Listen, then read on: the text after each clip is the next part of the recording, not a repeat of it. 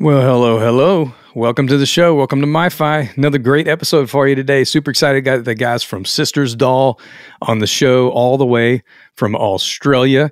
Can't wait to tell you about them and get into this great interview that I had with them literally all the way across the world. But yeah, we'll get there. Wherever you're at, go ahead and hit subscribe. You know the deal.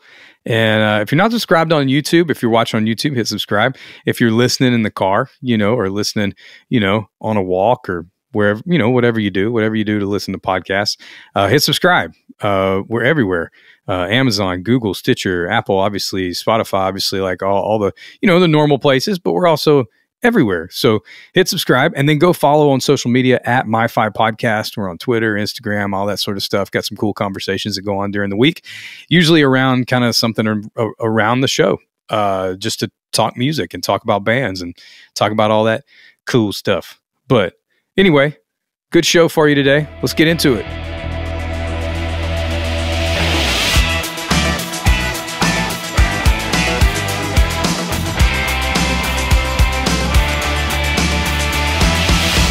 All right. We're taking right off. Got Sisters Doll on the show. I saw Sisters Doll in Nashville, Tennessee back in May, and they are amazing. And it got me thinking today about the show because they're in that sort of 80s hard rock, glam rock kind of vibe, and in a way that's classic rock. I don't know the correct term. Maybe I would use, but it's 80s hard rock, classic rock, guitar rock, whatever your term is. And we talk a little bit about in the show, and Brennan, the lead singer, even says, sometimes people think that sound is a little bit dated, but there are actually lots of new bands, I feel like, who are in that genre, like classic rock, 80s rock, hard rock sort of bands. And I love that music. Being a guitar player myself, I love guitar oriented music. And in the past few years, maybe it hasn't been the biggest thing, technology's kind of driven a different way. And I love all kinds of music, but I love that there's some guitar stuff kind of coming back in pop music, but also that there are bands that are what I would call like new classic rock bands and new, hard rock, 80s rock, even bands. Sisters Doll obviously being one of those, but there are several of those that I have really enjoyed in recent years. And this summer, I saw on the stadium tour a band from LA called Classless Act, and I think it's their debut album, is really, really great. Vince Neil from Motley Crue was on a tune. Justin Hawkins from The Darkness was featured on a song on that record. And they're a young band. Their singer actually just hopped in last minute because there was the Taylor Hawkins tribute that just happened in LA, the second of those tributes to Taylor Hawkins, who everybody misses so much from the Foo Fighters. And the singer from Classless Act jumped in for Luke Struts from the Struts because he wasn't able to make it, and killed it, sang some tunes, and it was really great. So if you haven't heard of Classless Act, go check them out.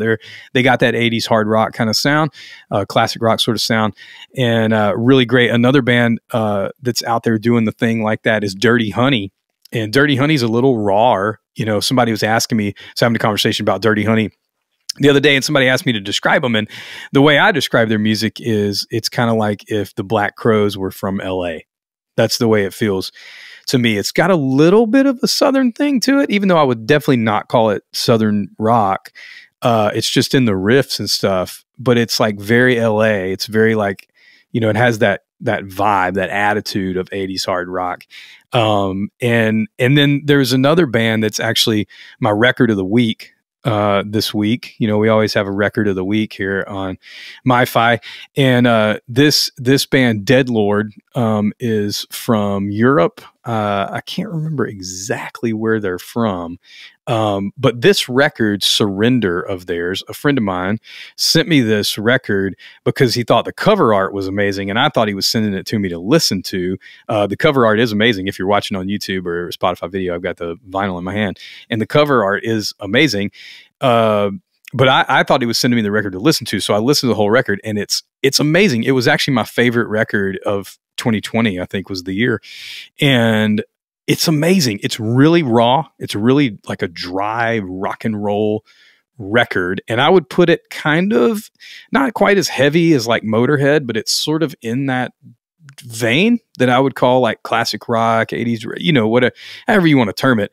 But they're great too. So, and then you have bands like that are even bigger and more well-known, like the Struts that I saw last year. And I would put them in that classic rock, even though their production's a little bit more modern. If you're not listening to the Struts, they are just fantastic. Fantastic show. Incredibly talented frontman and Luke Struts. The whole band is super talented, super amazing.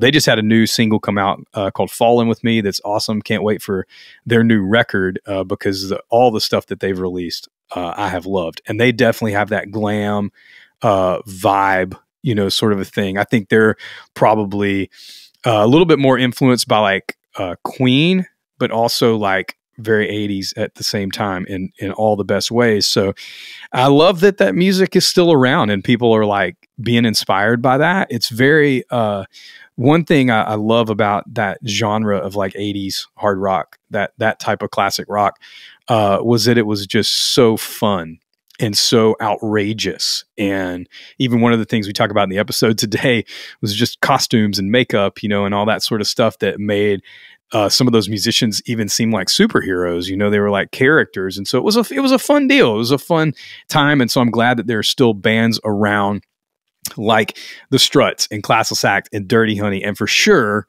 Sisters Doll. Sisters Doll's on the show today. Super fun conversation we had with these guys all the way in Melbourne, Australia. Definitely sets the record for the interview that is furthest away for MyFi. Sisters Doll is definitely that glam rock, hard rock, 80s rock deal. It's comprised of these three brothers, Brennan, Bryce, and Austin Mileto.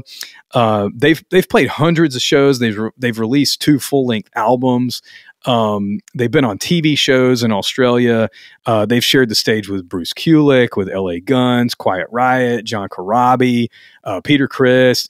They're about to head out on the Kiss cruise out of LA later this month, and they're dropping their first single on October 21st. It's called Prisoners, the first single from their upcoming yet to be titled album that will probably release early in 2023. We talk about that a lot on the show. You can follow them on social media. Their Instagram is sisters_doll. Everywhere else on social media, they're just at Sisters Doll, but I know a lot of people are on Instagram. So I want to make sure you have that, but all this stuff's in the show notes too. And then their website is just sistersdollband.com. Go check out everything that they have going on. Super, super nice, trio of brothers, who are writing some really, really cool music. And, we had a great conversation. So I hope that you enjoy it. And, yeah, let's jump right in. Check out this conversation I had with my friends in Sisters Doll. What's up, fellas? How are you? Hey, Lee, how are you? How you doing? Thanks for having us. Yeah, thanks for being on the show. It's late there in Melbourne, Australia. It's Melbourne, right? Yep, Melbourne. It's 9:30 at night here, 9:30 p.m., and it's like 6 a.m. for you or something like that? Yeah, 6:30 here. So this is definitely the widest time gap I've had. Charlie Parra has been on the show. He was in Peru, but that's not a far time zone difference. And then I had a friend from Sweden who's been on the show, so that was probably the furthest. But you guys have the record now, so for the furthest episode of MyFi. But yeah, so glad you guys are here. The guys from Sisters Doll, Brennan. You guys say hi just so the listeners know your voices. We got Brennan, Austin, and Bryce from Sisters Doll on today.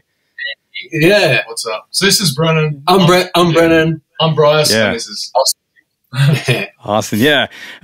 Man, I haven't saw you guys in Nashville, saw you guys play. I got to chat with Brennan just a little bit. I think I met Bryce, Austin. I think I met you guys briefly, but that was a killer show. It's so interesting. And you'll have to tell me how you guys got into this style of music in this generation. It all comes from just what we grew up with. Like, I think you know, the day we all come home from the hospital was probably Kiss cranking in our household. So, we couldn't, you know, we had Kiss posters everywhere. There was Van Halen posters. There was Motley Crue. It was all there. We just grew up with it. So to us, it was to be into that sort of stuff was normal. You know, until we'd go to school and we're like, oh, we like Kiss, we like this, we like that. You know, friends would be like, oh, what? Who's that? You know, we thought it was normal to be into what we're into. You know, but we used to grew up with it. You know, we used to try and fly the flag at school and stuff like that, and be like, Kiss is the best band in the world, Motley Crue or whatever. Yeah. And obviously, as we got older, we sort of developed our own sort of taste. But as kids, Dad was definitely a big fan of that sort of stuff. So we sort of just grew up naturally. And people always ask us, why do you do that stuff? It's like, you're so young. Like, why do you want to do that sort of music? And it wasn't like we set out to be like, oh, we're going to bring back that era. We just kind of wanted to be a band that we kind of grew up listening to. And we genuinely do love it, like that genre. It's it gets in our blood in a way, you know. Yeah. Do you remember, like, Bryce, what was the first music you remember hearing when you were a kid? I think it had to have been like, I think it was like Kiss Unplugged, like when we were younger growing up. And I remember, we used to watch that, and it was just listening to everything. I think everything was revolved around Kiss. I think when we were younger and growing up, and then it evolved to that moment where it was like, man, it'd be awesome to be in a band one day, like, and do a similar kind of thing. It's funny too, because we as most kids or most people with Kiss, like, it was more so because we were young, like when we got into like music, like we were really young, like you know, in our early years, like literally like 9, 10, you know, even younger, like 5 sort of thing. So seeing Kiss, I remember the Dynasty costumes and stuff like that, and you know, the capes and you know, all this stuff. So they were kind of like superheroes. So we're just kind of in awe of them as kids. And then as we grew up, we sort of evolved and got into other things and other music sort of genres. And then, it was always natural. Dad was always in a band growing up, like cover bands and stuff like that. So it was just kind of like, I think it was going to be a natural thing for us to play music. And we never thought we'd take it as far as we did. But, it just kind of happened, and we sort of got a lot more to accomplish. But what we have accomplished is very exciting and very surreal and humbling. So, we're very lucky. That's amazing. It's amazing to me that, like, I mean, I guess you grew up with it. You know, my daughter's kind of the same. She's grown up around a little bit of that too, and she's 12. She loves it too. There's a lot of times I see bands who kind of got into that late, so it's super exciting to me to know that you guys were in like this world, you know, from the get go. Because you got Kiss Cruise. Congratulations on that coming up.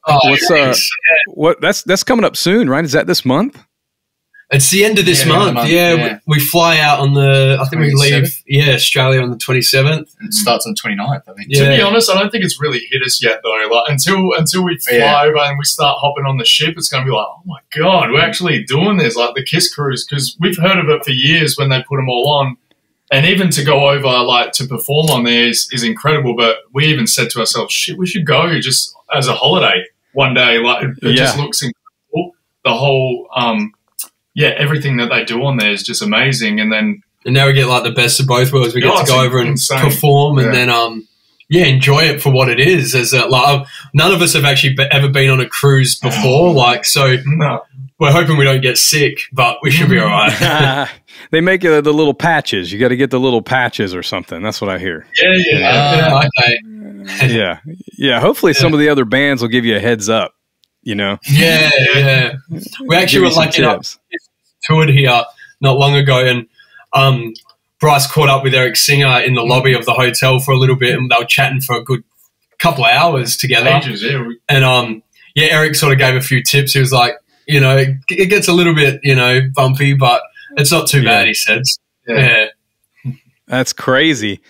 I know you guys are going to have a blast. It was awesome seeing you guys at Creatures Fest in Nashville a few months ago. And I know a lot of those bands that you guys were around, I'm sure, were influences for you. And, you know, I know you said that your dad was into this stuff. Were there bands that you guys maybe have played with, or bands that your dad was into that you would say these bands, like obviously Kiss, but like these bands were huge influences on what we're currently doing right now, even the new record that you guys are working on? Yeah, one actually we're sort of keen for on the cruises and that's like when you said to us before, like what was a childhood memory, and I remember Dad playing like the the MTV sort of film clips and stuff like that, and I always remember Stryper calling on you, that riff, that song, and so now they're going to be on the ship as well, so that's kind of cool. I wouldn't say they were like a major big influence for us, but we grew up listening to them, and now be able to say we're sharing sharing the lineup with them. Same as I'm a huge Zakk Wylde fan, like during his era with Ozzy Osbourne and stuff like that. So Black Label Society's on the cruise, and I'm blown away that Zakk Wylde's on there and stuff. So I can't like to even to be on the roster of artists playing, and Sisters Dolls there, and Black Label Society's up there, and Stryper's up here, and Vixen's on there, Richard, and all these guys. It's insane. It's very surreal. Butt Cherry as well. Butt Cherry's on there. Yeah. Oh yeah. Do you guys obviously you have a lot of fond memories from music when you guys were kids. Do you remember what the first, each of you can answer this, do you remember what the first music was that you bought with your own money and what format it was, like CD, cassette, vinyl, whatever? Yeah, that's a good question. We're pretty lucky. Like this keeps saying Dad all the time, but we're pretty lucky. Dad had a pretty extensive CD collection, so we didn't have to really go out and rebuy the stuff we liked. But I remember the first thing I did and they were pretty big in America. The first album I bought, like with my own money, I went down to my own like record store, and I was probably in high school at the time. And like I said, Dad had pretty much everything I wanted anyway, so I didn't really have to go look hard. But Wolfmother, their first album. Was the first album I bought, which was a great album to this day. It's an awesome album. And I think I bought on the same day Led Zeppelin Mothership. They just brought that out at the time, like the Mothership sort of, not box set, but it was sort of like a 4-disc sort of thing. And I always remember that for some reason. I think mine was like the band AFI. They had the that album cover. I can't remember what the name is, but of the album is. It might just be AFI, and it's got like the rabbits. That's it. First album, that was one second of album or something. Yeah, I don't really know. I think all the CD shops shut down. They were around. Like I think I was getting into a lot of like the modern metal stuff. Like there's bands like from Europe and stuff like Crash Diet and Santa Cruz and stuff. So I think that's kind of later in my life though. Because it was already, by the time I was getting on, it was already on the phones and you had YouTube and stuff, so I could look at it. But I did go and buy a Crash Diet album, I think, and that's from what I can remember. That's what it was. All CDs, yeah. Are there bands now that you guys are buying? Like, do you guys collect vinyl or CDs or cassettes or anything like now? Are there bands that are releasing stuff now that you always have to pick up what they're doing? Yeah, for me particularly, the Struts from the UK. Yes, I saw them here recently. It was amazing. I love them. I think they're doing awesome stuff. So I've pretty much bought everything of theirs. I sort of discovered them probably pretty early on, but I didn't sort of start getting into them like heavily until probably the last 4 years or so, and I sort of went and bought their back catalogue and then been buying their recent stuff like every time they release something new. So that's probably one band I sort of follow a bit. Machine Gun Kelly for me, I'm right into him, and the whole transformation he's done with the whole bringing back the pop punk thing and stuff, which I love. Yeah, I love all his stuff. He's one artist these days that I really dig. Yeah. And Yungblud and those guys are great. Yeah.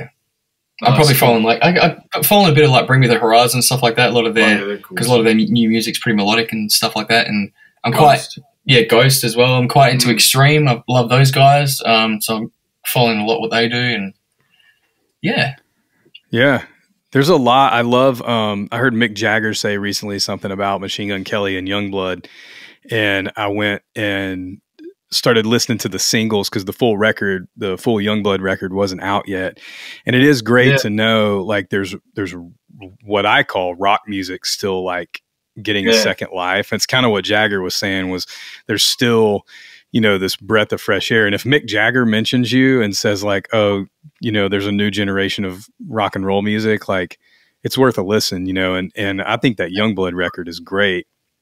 But I also, say that again, Bryce. Oh no, he's incredible. Yeah, I just saw him live too. He was unreal. He's really rocking. Yeah. And I love that there are still bands like you guys, and I talk about in the show intro today. Like I think there's like what people would call 80s hard rock bands or glam rock bands or something that are still like young, fresh, new bands like Dirty Honey and Classless Act and Sister's Doll. And, you know, there are bands, even Crash Diet, you know, they've been around a little bit, maybe longer, but, you know, bands like that, they're still making that style of music and people are really into that sort of thing. I heard somebody say recently, like, you know, there was a season where piano music sort of took a break, but the piano never went away. And guitars was kind of the same thing. There was like a season where guitar music took a break, but it's never going to go away. People love it too much, you know? Oh, yeah. Exactly, yeah. Sure. And we're finding it, like, it's hard now as well, like, in the way the world is, you know, like, because everything's sort of very, like, even when you hear, like, your Yungblud songs and even your Struts and stuff, you know, because they're trying to get radio play and stuff, like, the guitars are quite low in the mix, you know, they're there. So then when you go see them live, it's kind of got this different entity because you're like, oh, it just sounds bigger because obviously the guitars are cranked because it's in a live setting. And that's sort of the hard thing with the stuff we're trying to do as well, you know, like you want to come out sounding modern. You don't want to sound like a dated old band. And, yeah, we find like, unfortunately, yeah, guitars are sort of that thing now. Like people, if you put guitars on a track, all of a sudden you're sort of classed a little bit dated in a way, you know, But then it's funny, like you said, you go watch them live. A lot of pop stars live, and they've got these roaring, hard rocking guitars and stuff, and it's like it's never going to go anywhere. Yeah, you need it, you know. Yeah, the energy of it live. Like, what was the first live show that you guys, each of you, remember seeing and it having an impact on you? Like, I know when we're young, maybe you see, you know, a show that you don't remember, but what was the first live show you saw that you remember having an impact on you? Well, quite lucky, like, as kids, like, mum and dad were pretty, like, they would take us to concerts, like, even young, like, you know, even though, like, I know a lot of friends of mine never got to do that, and so we're lucky that mum and dad were happy to take us. And I think it was because we were into it. Like, my dad had a really good friend, and he grew up collecting Kiss stuff, loving Kiss, and his kids kind of didn't follow in that footsteps. Didn't take it on. Yeah, they didn't really dig it, but we did. So, yeah, mum and dad would take us to things because we actually really wanted to go. Like when we knew Kiss was in town or, you know, Def Leppard or anyone, we were like, exciting time. We couldn't wait. We were like, yeah, we're coming. Like, we're not missing out sort of thing. And I think Kiss would probably be the first one. I remember putting on the makeup, Dad putting the makeup on us and stuff. It was a farewell to our costumes made out of aluminium. Alfoil.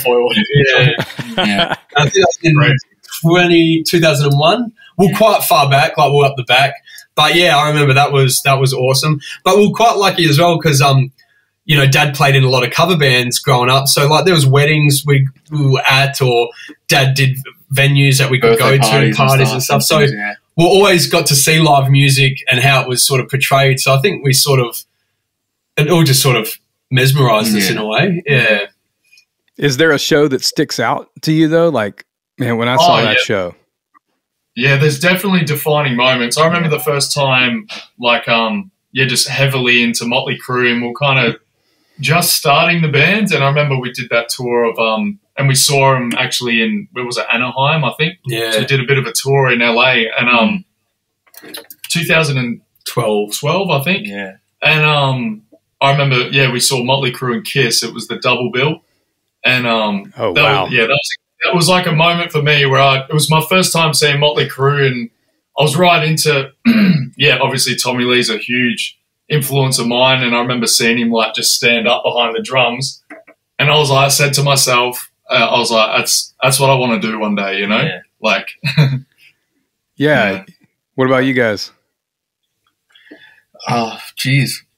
I have strong memories as a kid going to watch Kiss at such a young age, and I just remember, you know, the flames going off, and as a kid, like my face feeling hot, and like, wow, this is like, you know, and watching it, I was like, oh man, like I want to do exactly that with all the flames. I want to do everything and exactly what they're doing. But a recent show I went to was how long ago was that? Probably like, when did we do it all together now? Was that 4 or 5 years ago? 2018. 4 years ago or something? Yeah, about 4 years ago I saw Extreme live. They were playing, I saw him in Sydney, and I'm a huge Nuno fan, and when I saw him live, I was up close to the barrier, and just the way he was playing and his tone and his sound and the way how tight each member was, that was a moment for me where I was like, this was only just 4 years ago as well. That was a moment where I was like oh man, like that, fuck, like that's what I want to do. Like just how they played their music and just how tight they were.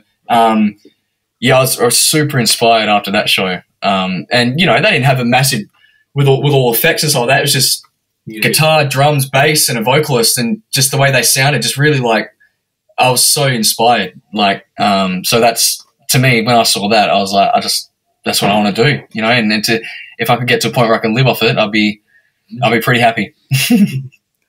Yeah. Was there one for you, Brennan? I know you talked about Kiss. Yeah, I mean, we could go on about Kiss all the time, but yeah, I think there was one band I loved. You probably wouldn't know who they were, but they were an Australian band, and they were only around for like a couple of years. They were called the Galvatrons. And anyway, we were going to Def Leppard, and then this band, it was Def Leppard, Cheap Trick, and then I saw the tour poster, and I was probably like 14, 15 at the time, and I saw the Galvatrons were on this poster, and I'm like, and I knew who they were, but they never would tour to like WA because we were living in Western Australia at that point.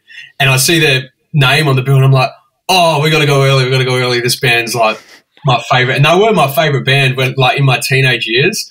I loved this band, and it was the only show I saw of them because they never came back to Western Australia, and I was too young to come over to like Melbourne to watch them because I was from Melbourne, and so that band really inspired me back in the day, and I was like fortunate enough I got to see them once, but there's one band I wish I could have seen again because I don't know if it was just the excitement or what, but yeah, that was kind of my memory of like, yeah, wow, this is very cool. And then I got to meet him. He was randomly walking through the crowd, the singer, like to go watch the rest of the show, and I saw him and no one else really recognized him, and I was like, hey, can I get a photo? And yeah, so it was just a cool moment of like family at the time. Yeah.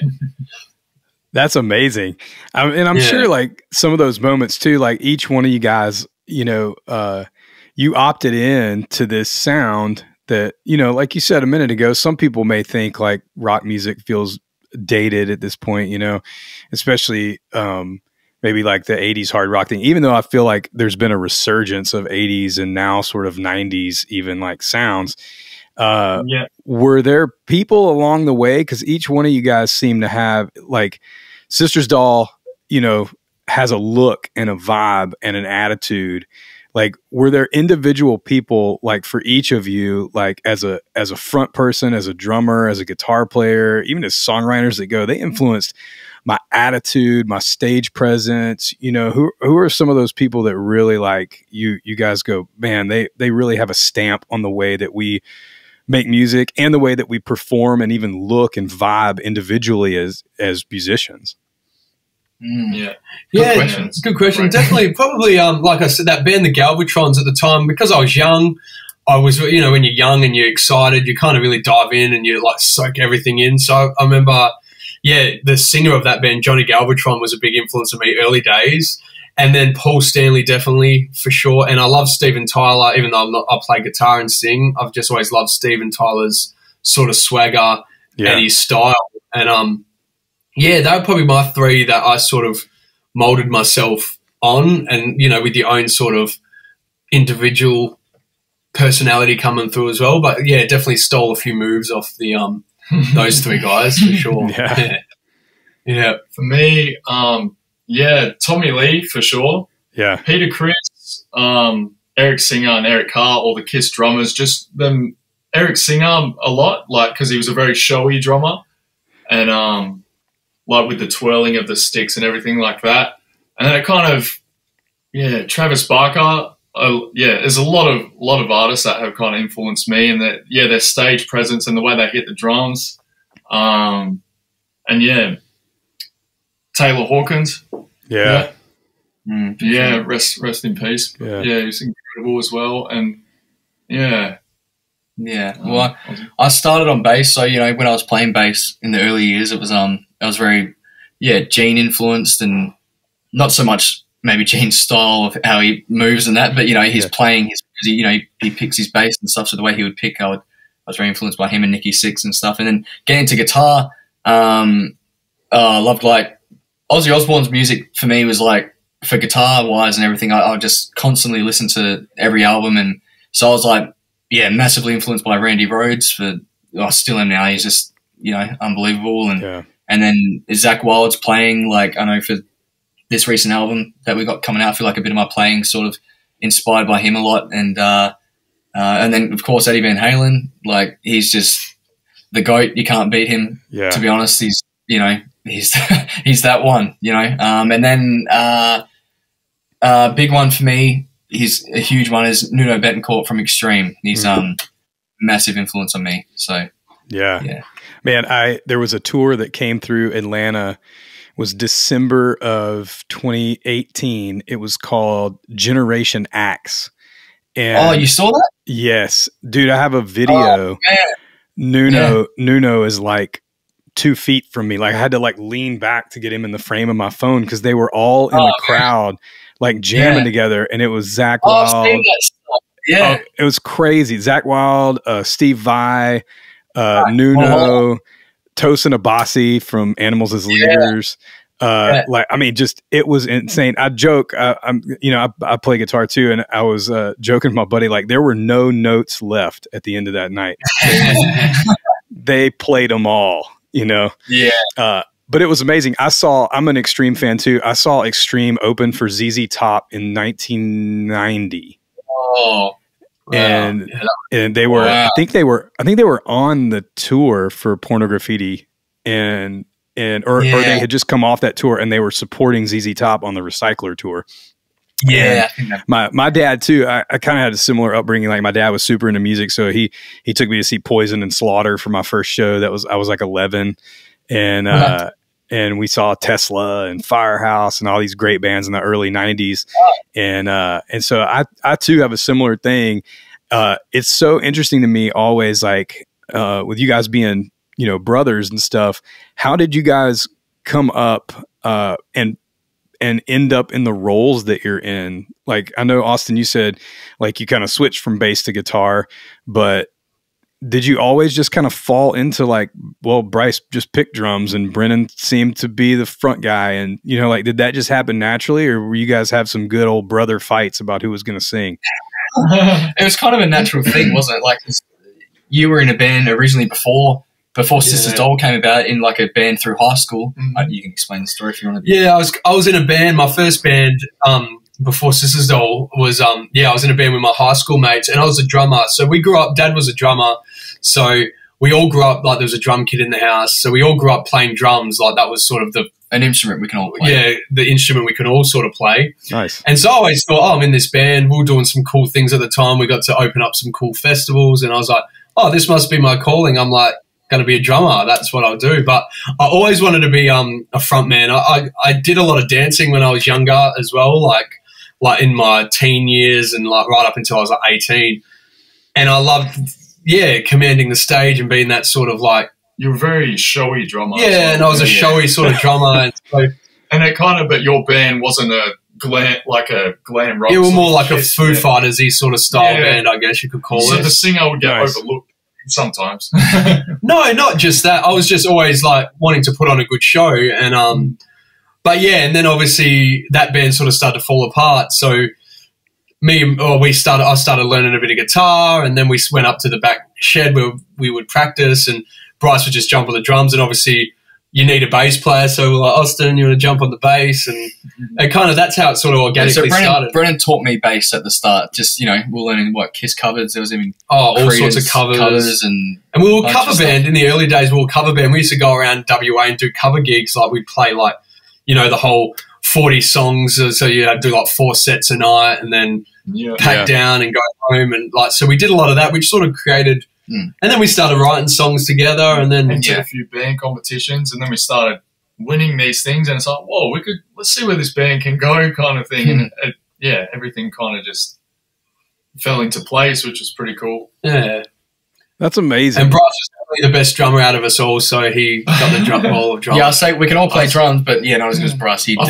Ever since I was like just really young. I mean, we all used to play when we were young, but I kind of just really, I don't know, just took to it. I just loved it, like just always in the back shed jamming, and I think as well, if I didn't experience my first band, we probably wouldn't have done Sisters Doll, because I kind of experienced some cool things, and Bryce would like come along and help load in, and whatever, and he saw the excitement. Austin was quite young at the time, so he didn't really get to come a lot. But then I was always craving, to be like, I want to be in a band. Bryce wanted to be on the band, wanted to be in the band, and then Austin sort of was the same.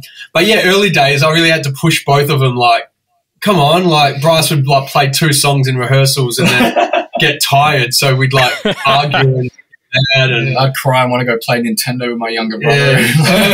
So if I didn't, very young, and not that I'm taking credit, but I think if I wasn't that pushy sort of, come on, we've got something here, and I didn't experience the band before, probably just would have been a hobby, and we would have dwindled out and not done anything. Which, mind you, I was about 10 or 11 at the time. This time. When it started, I was about 11, so you can't blame me for wanting to go play games or something. But I did enjoy it, and I'm glad it's happened. So that's awesome. Well, you guys, you got your 3rd full-length record coming up. Is that right? Yeah, we're excited. So our first single is going to drop in another couple of weeks, which will be off that album. And it's definitely, like every band says this, their latest release is always the best release, but this one definitely, for sure, like it's definitely gone from like here to here in terms of like production, the songwriting, everything really. Like it's tougher, it's a bit more modern. Well, because our first album we were still very young, so we won a band competition. So what did we have? We had like 6 days that we won in the studio. So we're like, do we do an EP? And we're like, no, let's pay a bit extra and do a full album. But the stuff we're writing at the time, like how would you wrote most of that stuff. So how old were you? You were probably like, I was like 17. That's this album, by the way. So our first album was kind of like the first 10 songs we wrote was like, let's put all them down. And it's a good album, cool, but like there's always room for improvement when you do your first album. You can hear the age in it. We're very young. And then the second album, we used a lot of material that had been written sort of during this time that we had sentimental value to, and we're like, we want to recreate it for this. We want to bring it out for the second album. We feel like it has to be out there, just because there were songs that we loved that we had written at such a young age, So now this album has been like through that time of COVID, we got into the studio here and we just worked hard at crafting the demos, and I think we demoed like nearly 40 songs. We've brought them down to the best 12. So we're working with a producer and we're sending him every song. You listen to every song, like 40 songs, and he would say if he thinks this one's good for the album, is this one strong, is this one not? And then we came up with the track list. So we've got 12 songs, and but we're going to release a few singles before we drop the album, because that's the way people seem to be doing it these days. Just because people's attention spans are a little bit short, we don't want to waste an album and just drop one single and then, hey, here's the album, So we're going to really milk that progress, but I think it'll be worth the wait when people actually get the album. So it'll be probably a 2023 release. Yeah, and like you said, the stuff we've written now is people say, like Brennan said, that their latest stuff is their best, but for us, we feel it definitely is, because we've written it at sort of the age we are now, and there's a lot of maturity in it, and I think people will definitely hear the growth in our music from the past 2 albums. So we're really excited to bring that out. And the producer we've been going with, we've nitpicked every song, and it's all perfect. Each song's perfectly crafted, and we're very excited for it. It's probably the most confident thing we've ever released, I think. Yeah. Yeah. For sure. It'll change the game, hopefully. We'll see. Yeah, I hope so. I hope so for you guys. All Dolled Up, I'm familiar with the second record. Listen to Johnny's great. Obviously, like Good Day to Be Alive, I'm sure is like a big hit, for you guys. Like that's sounds like the show closer, every night. And the title track's awesome. Like I was listening to it in the car yesterday, just getting ready for the interview, and my daughter was like, "Oh, who is this?" And so it definitely stands out. So I feel like that's a great record. All Dolled Up's a great record. I'm not as familiar with the first album. I listened through it, and you can even from those 2 records go like, oh, okay. They know exactly who they are on this record. So I'm super excited. I know Prisoner is the first single. Is that right? Yeah. Just announced today. Yeah. I saw you post. I got up just a little early and was flipping through social and saw you guys post October 21st, the first single releases, and the whole record you said will probably be after the first of the year. Yeah, it'll be in probably early 2023 at this stage, I reckon. So, Are you guys going to press vinyl and do the whole deal? Definitely, we will eventually. We'll definitely, when the album drops, for sure, we'll definitely do a vinyl run of that. We've just done a limited run of this new single, like that we're going to bring over to the States when we come over for the cruise, and a bit of a US tour. We have a few dates in the US as well that we're going to announce some dates very soon too. Oh, good. Some, a couple of side shows while we're over there. So we thought while we're coming over again, we booked some shows. So yeah, it's exciting. Good. You gonna make it to the East Coast? No, we're kind of stay. We're gonna just stay in sort of the LA sort of area, just because over in obviously in May as well. So we didn't think we'd come back again so soon, which is exciting. Like we come, but like obviously from here all the way there, it's pretty costly. So the cruise starts in LA, so we're like, it takes us back to LA, so we'll just sort of. Yeah, just to sort of save on costs, because we're still an independent band, unfortunately. We don't have a label sort of backing us in terms of like, it's all our own money. Yeah, or a big promoter sort of jumping in and saying, hey, jump on this tour. Like if someone said, yeah, jump on this 40-day tour of the US, you're going to get this and this, would be like, yep, we're there, we're coming. But when you do it yourself, it makes it a little bit tricky. You have to be a bit more, plan it a little bit more strategically, I guess. Sure. Yeah. Well, you'll make it over here at some point. I'll be excited to see you guys again. It was great to see you guys rock it out in Nashville.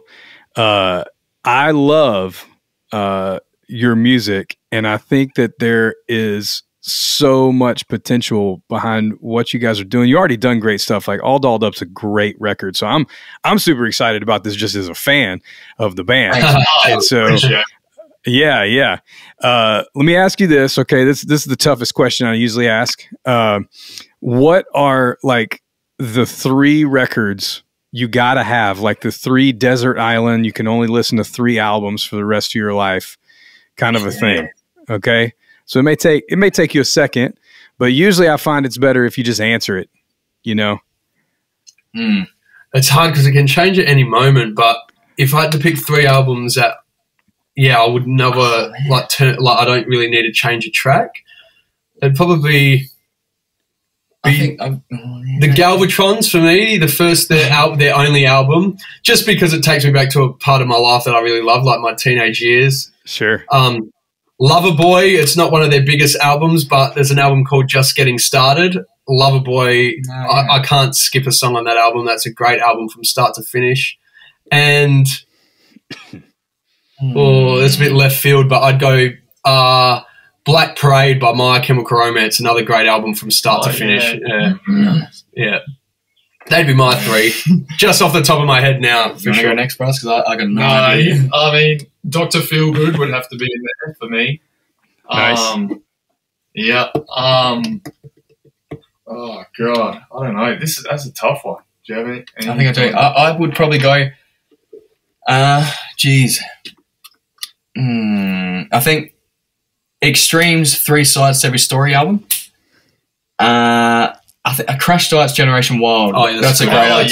You don't have to skip a song in that album. That's great. And you know what? Revenge. Kiss. Kiss's Revenge. Yeah. Kiss have to be in there for sure. Yeah. I think that's how I feel right now. So I'll go with them. It's funny. I am kind of a 80s, 90s era Kiss guy too. Like I love Destroyer. I love it, but Revenge may be my favorite Kiss record. I think so too. Yeah. It's just the way Paul's saying his voice, his range and everything, and Bruce is playing. It's heavy. See, like one of my favorite Kiss albums would be Crazy Nights, and people would say that's their pop album, but I love that album. That's another album I could have probably said as well.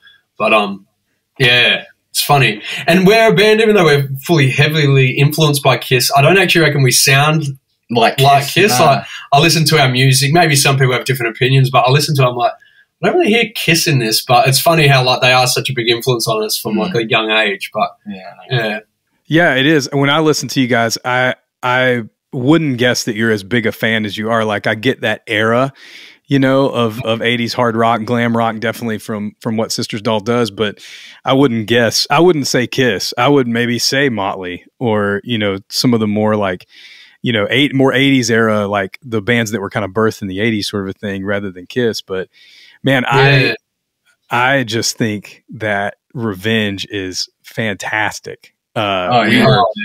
we saw Kiss a couple weeks ago. My daughter was with us, and we got to meet Jean and talk to him for a second. And Jean asked her what her favorite Kiss song was. And I'm sitting there going, I have no idea what she's going to say. And she said Unholy. Wow. Oh, wow. Cool. And I was like, oh, wow. Okay, cool. Like, and I think it's just because we had been listening to Revenge in the car, but it was interesting to me, you know, but that record's awesome. It's really awesome. Yeah. From the production to everything, and that's sort of what comes into it sometimes. Sometimes you can have a great album, but the production might let it down or whatever. So, you know, like it comes down to everything. That's why with this new album of ours, we're really excited for people to hear it, because we've really dived into the music side of things, even the production of it, like the producer's been like a perfectionist. So, yeah, you can kind of really like tell it's going to be whether it's, you know, a big album, or if it's just like a good album that people like. I think it'll be just one of them albums you put on, you'll be like, geez, this sounds good. Like, people like it, like from start to finish. So that's what we hope to do, you know, like you hope that every song on there is a winner for someone. And Well, that's awesome. Well, I think you guys are poised for some amazing things, and I appreciate you being on the show. If you're listening, you never heard of Sisters Doll, go check them out. All the social stuff's in the show notes. Sisters_doll on Instagram, Sisters Doll on most of the other social stuff, sistersdollband.com. Go check out all their stuff. The All Dolled Up record's one of my favorites. I think, man, I'm super excited for this. Every band has a season of their existence where they turn a corner. And to me, this feels like that for you guys, like as a fan, just listening through things and seeing you guys last summer over in Nashville. Man, it feels like you guys are poised for some awesome stuff. So everybody keep in touch with what's going on with Sisters Doll. And I really appreciate you guys being on the show. Thanks, Lee, for having us all the way over there. It was great meeting you over there, and we look forward to seeing you again one day for sure. And let us know what you think of the new song when it drops. We're excited to hear what people think. So oh, absolutely. You guys have a great one. You too, Lee. Thank you. Thanks. Take care.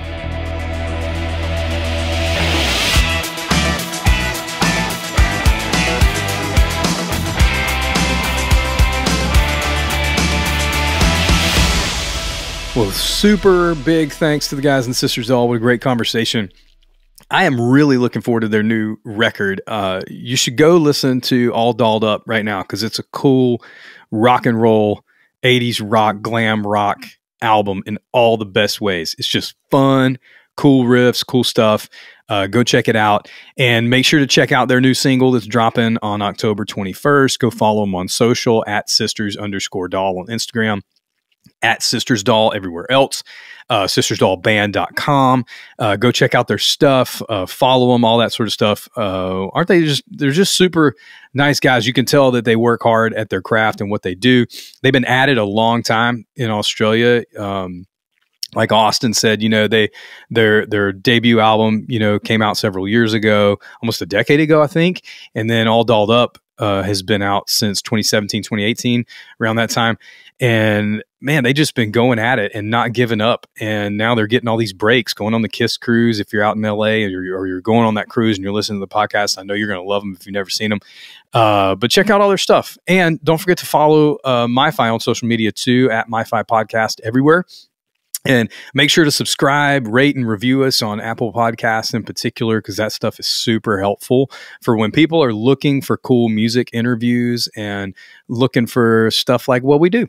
So, rate, review, subscribe, follow, all those good things. Tell your friends, tell your mom, you know, about what we're doing over here. We got some incredible shows coming up in the next few weeks. We're super excited about. So thanks for hanging out. Thanks for listening to the conversation today. And until next time, man, you guys have a good one.